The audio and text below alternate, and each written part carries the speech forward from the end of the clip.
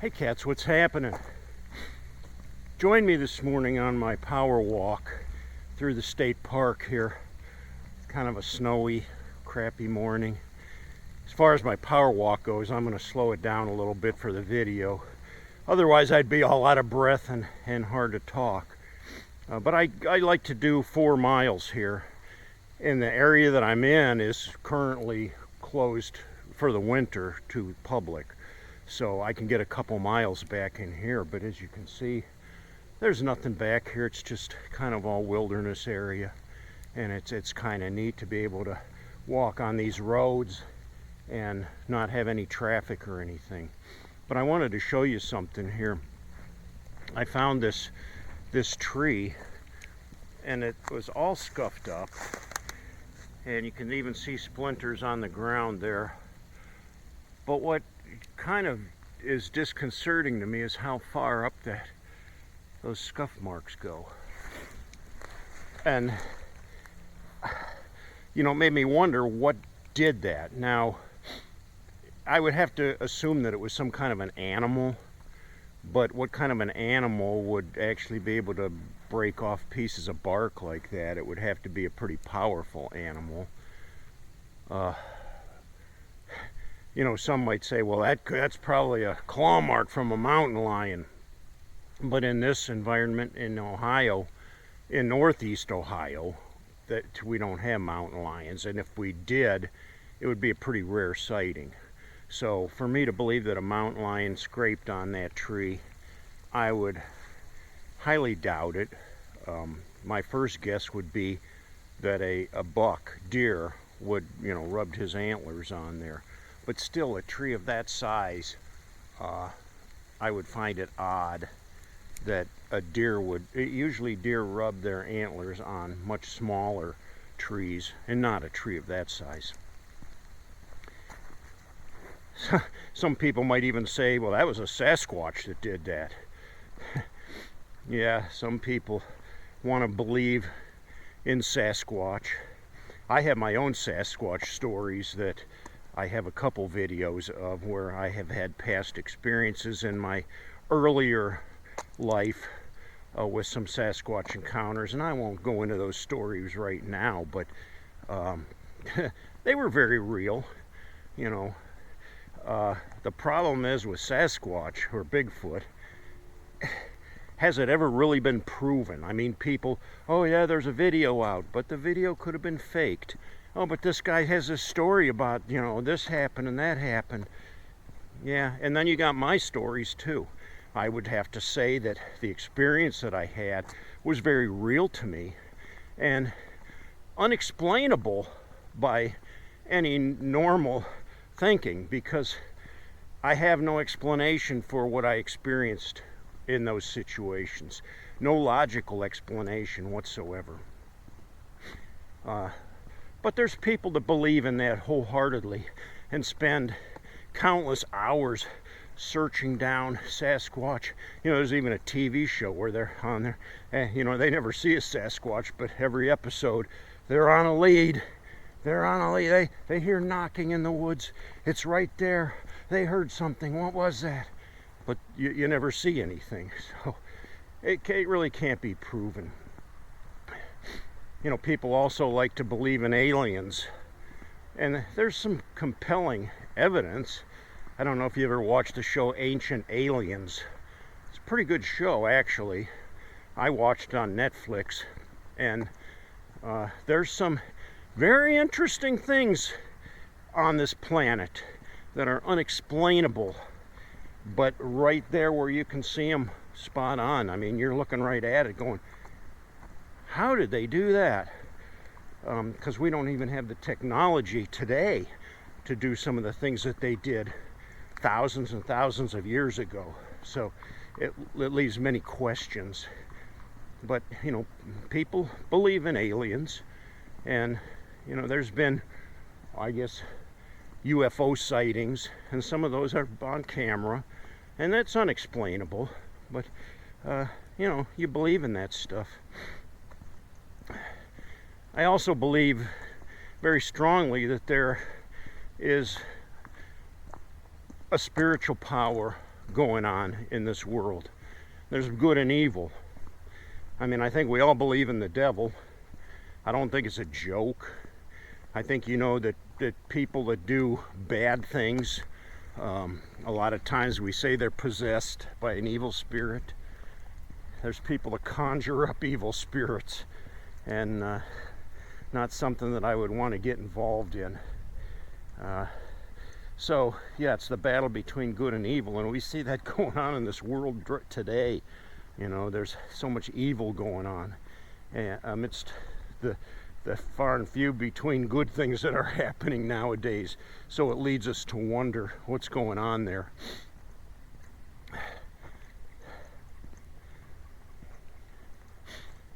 I like to put my belief in Jesus. It's a spiritual thing, and I do believe it's very real. I do believe God is very real. And on the spectrum of between good and evil, I think I'd rather take the good side and put my beliefs in the Lord. Only positivity can come out of that.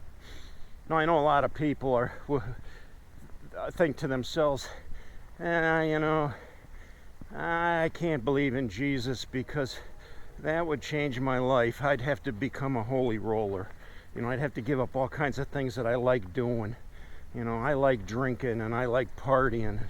I like chasing women, or hanging out at the bars. That's beside the point. If you tend to take the road in a negative pattern, in a destructive pattern, it's going to end up just like that, in destruction. Your life's never going to go anywhere. And maybe that's what you want. I wouldn't recommend it, though. I would recommend taking the higher road. Yeah. And it's pretty easy to do, and really it's not like that you think, like I'm going to have to completely change my life.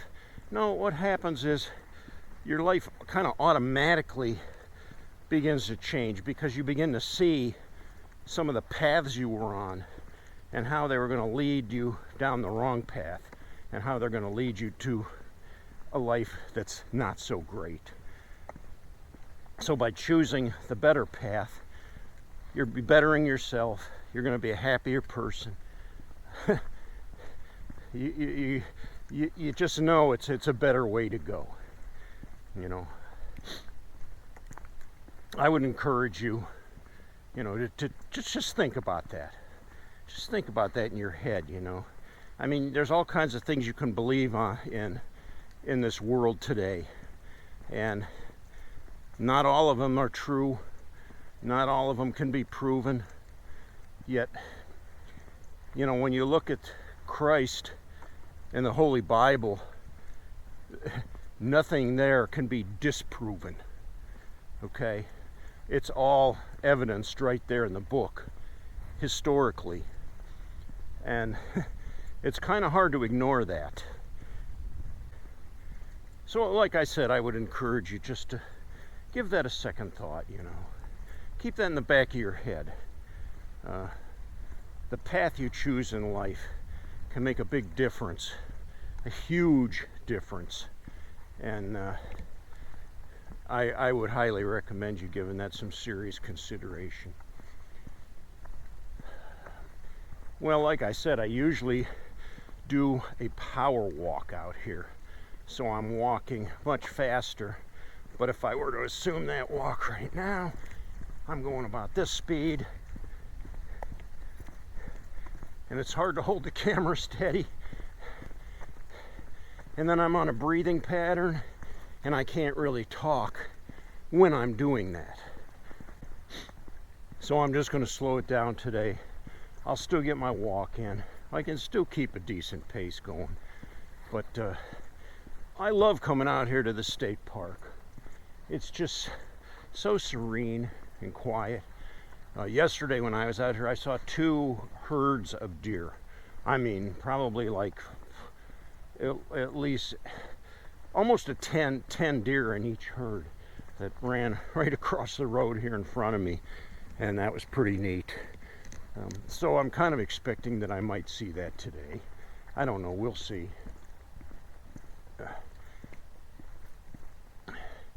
But it's all part of my plan to keep myself in better health. Because as a retiree, and now that I've lost my wife too, I don't seem to be as active as I was when she was around. You know, we had the regime that we did every day, and then we were always about finding some kind of adventure, some way to spend our day where we weren't sitting around idle. We weren't those people that just sat around all day.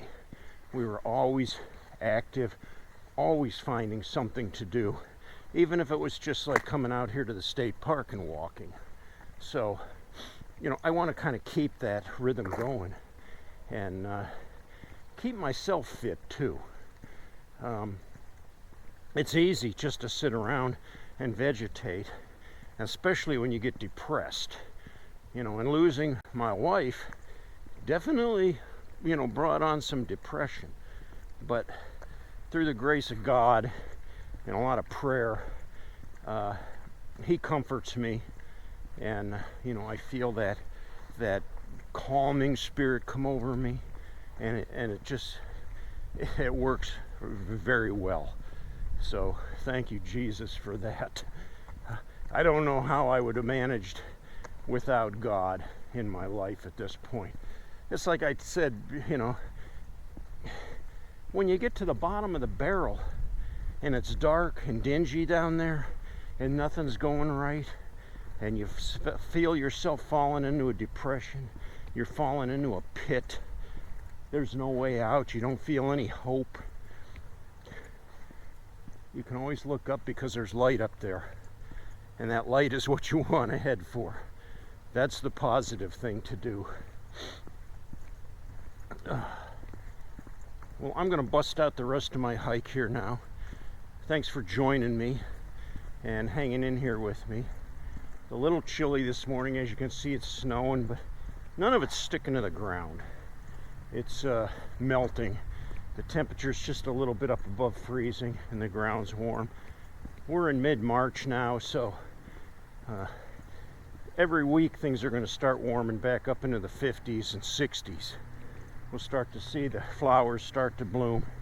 The woods will start to take on more of a green as all the underbrush starts to bud out. And I'm so looking forward to that. I love spending time working in my yard. That is therapeutic to me too. So it's right around the corner. Well, like I said, thanks for joining me. If you like my video, hit me with a thumbs up, and please subscribe and join me for the rest of this ride. Until next time, cats, ride hard and die free.